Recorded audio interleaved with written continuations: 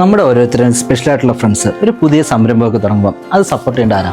ഫ്രണ്ട്സായ നമ്മൾ തന്നെയാണ്. എൻ്റെ ഒരു കൂട്ടുകാരനാണ് റഫീഖ്. പുള്ളി കുറച്ച് നാളൊക്കെ വിദേശത്തായിരുന്നു. ഇപ്പോൾ പുതിയൊരു സംരംഭമായിട്ട് പുള്ളി ഇവിടെ ഒരു വാട്ടർ സ്റ്റേഷൻ തുടങ്ങിയിട്ടുണ്ട് കേട്ടോ.